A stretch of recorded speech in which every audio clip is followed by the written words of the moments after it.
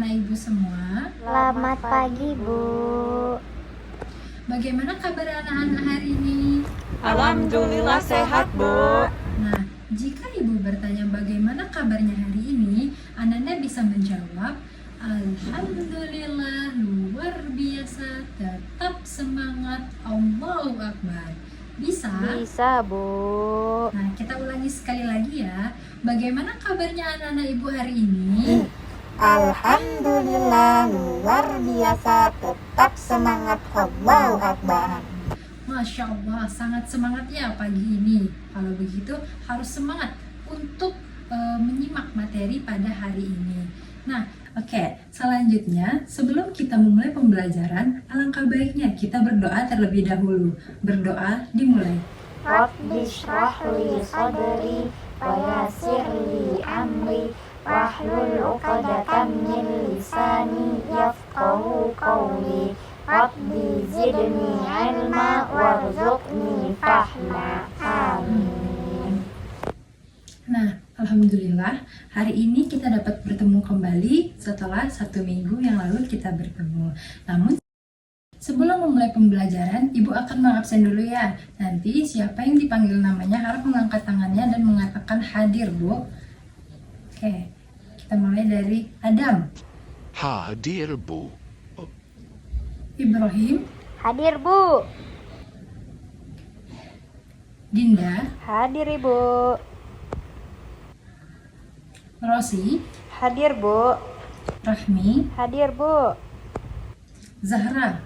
Hadir, Bu. Nah, Alhamdulillah hari ini Ananda hadir semuanya. Nah, mari kita melanjutkan pelajaran. Apakah sudah siap untuk melanjutkan pelajaran? Sudah, Bu. Oke. Nah, sebelum kita memasuki materi hari ini, yaitu tentang puasa, Ibu akan mengulas sedikit materi tentang minggu lalu, yaitu tentang zakat. Nah, apakah ada yang masih ingat apa itu zakat? Saya, Bu. Ya, silahkan Zahra. Zakat adalah kadar harta yang dikeluarkan oleh seseorang dan diberikan kepada mustahik. Ya, Masya Allah, pintar sekali ya Zahra. Nah, jadi zakat adalah kadar harta tertentu yang diberikan, yang dikeluarkan oleh seseorang kepada seseorang yang berhak untuk menerimanya atau disebut dengan mustahik. Nah, kita sedikit saja mengulasnya. Kita akan lanjut kepada materi pada hari ini, yaitu tentang puasa. Nah, puasa secara bahasa berarti siam atau shaum, yaitu yang artinya mencegah atau menahan. Sedangkan secara istilah, puasa itu adalah menahan diri dari hal-hal yang membatalkan puasa, dari terbitnya fajar hingga terbenamnya matahari. Allah Subhanahu wa Ta'ala telah memerintahkan kewajiban seseorang untuk berpuasa.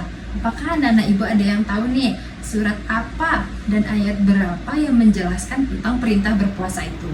Tidak tahu, Bu. Nah, karena tidak ada yang tahu, jadi Ibu akan menjelaskan, yaitu perintah berpuasa telah dijelaskan di dalam Al-Quran, Quran surat Al-Baqarah ayat 183 yang berbunyi, A'udzu billahi minasy syaithanir rajim. Bismillahirrahmanirrahim. Ya ayyuhalladzina amanu kutiba alaikumus siyamu kama kutiba alal ladzina min qablikum la'allakum tattaqun. Yang artinya, wahai orang-orang yang beriman, diwajibkan atas kamu untuk berpuasa seperti telah diwajibkan kepada orang-orang sebelum kamu agar kamu bertakwa. Nah, Ibu sekarang ingin Ananda membaca bersama-sama Quran surat Al-Baqarah ayat 183 ini. Bisa anak-anak Ibu? Bisa, Ibu. Baik, 1, 2, 3.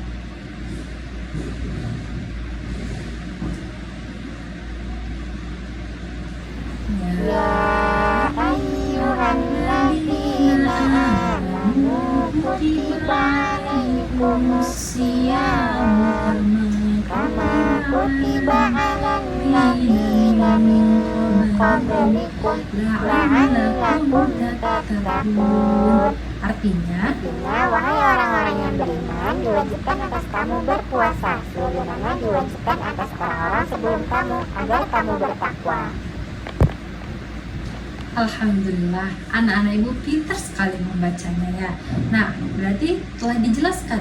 Ayat ini menjelaskan tentang kewajiban seseorang untuk berpuasa, karena puasa ini bisa menambah ketakwaan kita kepada Allah Subhanahu wa Ta'ala.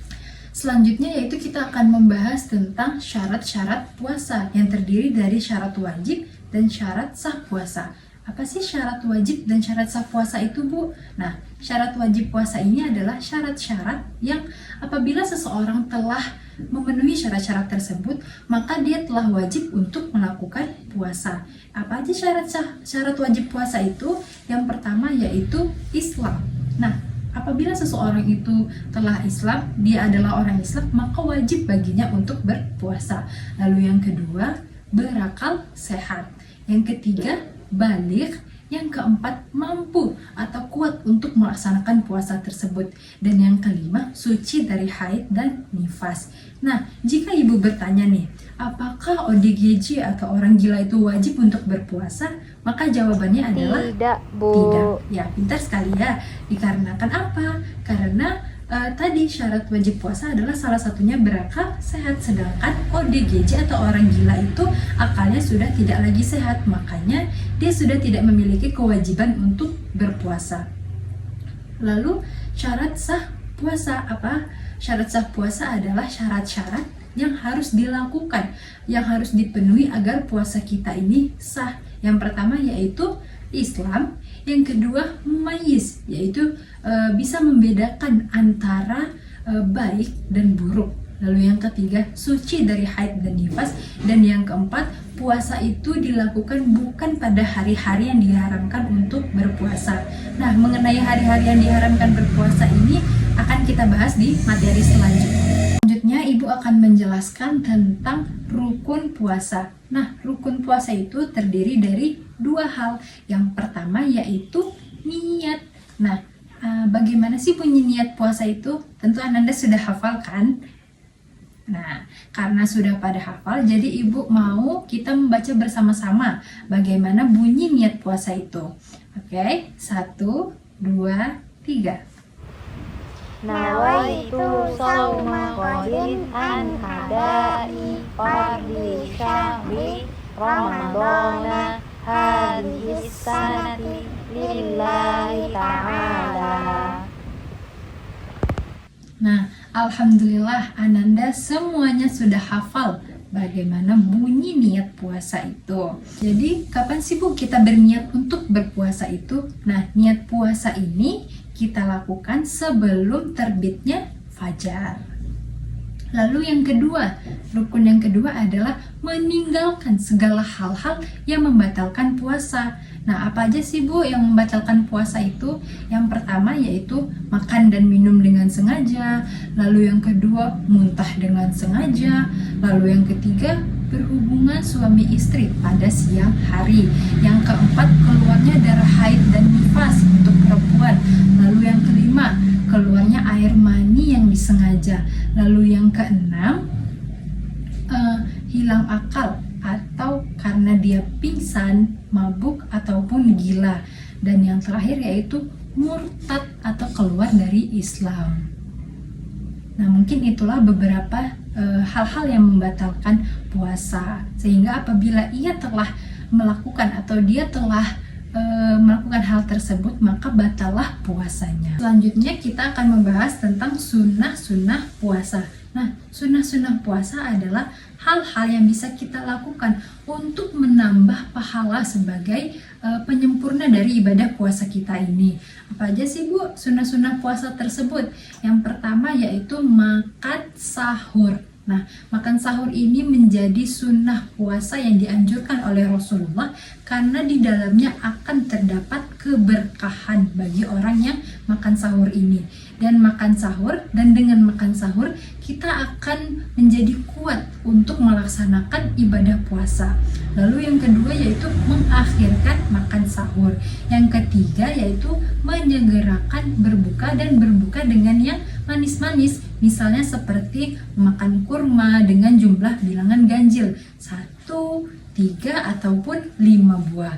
Nah, sunnah yang keempat yaitu membaca doa ketika berbuka puasa, karena ketika berbuka puasa ini merupakan salah satu waktu yang mustajab untuk berdoa agar dipercepat terkabulnya doa kita. Nah, Ibu mau mendengar doa dari berbuka puasa. Apakah ada anak-anak Ibu ada yang hafal doanya? Saya, Bu. Ya, silakan Dina. Allahumma lakasumtu wa bika amantu wa ala rizkika afqartu birahmatika ya arhamar rahim. Nah, alhamdulillah Dina sudah hafal doa berbuka puasa. Bagaimana yang lain? Apakah sudah hafal? Sudah, Bu. Alhamdulillah. Nah, ini harus diterapkan ya dalam diterapkan ketika nanti berbuka puasa, yaitu berdoa dahulu sebelum berbuka puasa. Sunnah yang keenam yaitu memberi makan kepada untuk orang yang berbuka puasa. Nah, sebab ada dalil, ada hadis yang mengatakan bahwa barang siapa yang memberikan makan kepada orang yang berpuasa untuk dia berbuka, maka pahala yang memberi ini sama, akan mendapatkan pahala seperti orang berpuasa itu. Nah, sunnah yang terakhir yaitu itikaf. Nah, itikaf ini apa, Bu? Itikaf ini berdiam diri di masjid untuk beribadah kepada Allah Subhanahu wa Ta'ala. Dan Rasulullah sendiri itu beritikaf terutama pada 10 hari terakhir bulan Ramadan. Nah, itulah beberapa hal yang bisa kita lakukan untuk menyempurnakan nilai dari puasa kita ini, sehingga akan adanya kesempurnaan pada puasa kita, dan semoga kita bisa menerapkan sunnah-sunnah ini ketika kita berpuasa. Terakhir, kita akan membahas tentang hal-hal yang dimakruhkan ketika berpuasa. Nah, ketika berpuasa itu tadi telah disebutkan apa aja sih sunnah puasa, apa aja yang membatalkan puasa. Sekarang kita akan membahas tentang hal-hal yang dimakruhkan, yaitu hal-hal yang sebaiknya itu dihindari, ditinggalkan saja ketika kita berpuasa. Yang pertama yaitu berkumur-kumur secara berlebihan. Nah, yang kedua menyikat gigi setelah matahari tergelincir. Lalu yang ketiga mencicipi makanan walaupun tidak ditelan. Yang keempat yaitu tidur sepanjang hari. Nah, walaupun tidur itu menjadi ibadah ketika kita berpuasa, tapi tidak seharusnya kita tidur sepanjang hari itu. Sebaiknya dilakukan ditambahi dengan kegiatan-kegiatan atau sunnah-sunnah yang telah Ibu jelaskan tadi. Nah, itulah beberapa hal yang dimakruhkan ketika kita berpuasa. Mungkin cukup sekian pembahasan materi tentang puasa ini. Apakah anak-anak Ibu sudah paham mengenai materi puasa yang Ibu sudah jelaskan tadi? Alhamdulillah sudah, Bu. Nah, dari anak-anak Ibu, apakah ada yang ingin bertanya mengenai materi puasa ini? Tidak, Bu. Jika tidak ada, maka Ibu yang akan bertanya kepada anak-anak. Ibu akan menunjuk 2 orang untuk Ibu beri pertanyaan, lalu 2 orang tersebut harus bisa menjawab pertanyaan dari Ibu. Bisa dimengerti? Bisa, Bu. Oke, Ibu sekarang akan menunjuk Ziva. Coba kamu sebutkan rukun puasa yang telah Ibu jelaskan tadi. Rukun puasa itu ada 2. Yang pertama niat, dan yang kedua meninggalkan segala hal-hal yang membatalkan puasa. Ya, benar sekali ya. Jadi rukun puasa tadi ada 2, yaitu niat dan meninggalkan segala hal-hal yang membatalkan puasa. Selanjutnya yaitu Adi. Apakah orang yang sudah tua atau lanjut usia, misalnya nenek-nenek atau kakek-kakek yang sudah lansia dan sudah sepuh, itu masih diwajibkan untuk berpuasa? Tidak, Bu, karena salah satu syarat wajib puasa adalah kuat dan mampu untuk melaksanakan puasa. Ya, benar sekali ya. Jawabannya adalah tidak, karena tadi kita kembali kepada syarat wajib puasa, yaitu kuat. Salah satunya adalah mampu dan kuat untuk melaksanakan puasa. Sedangkan nenek-nenek kita atau kakek-kakek kita sudah tua renta dan tidak sanggup lagi untuk berpuasa, maka sudah tidak ada lagi kewajiban kepadanya untuk melaksanakan puasa. Nah, baik, pintar sekali anak-anak ibu semuanya ya. Alhamdulillah sudah memahami materi yang ibu sampaikan hari ini. Nah, mungkin cukup sekian pertemuan kita pada hari ini. Jazakumullahu khairan. Kita tutup dengan doa kifaratul majlis. Subhanakallahumma wa bihamdika asyhadu an la ilaha illa anta astaghfiruka wa atubu ilaik. Assalamualaikum warahmatullahi wabarakatuh.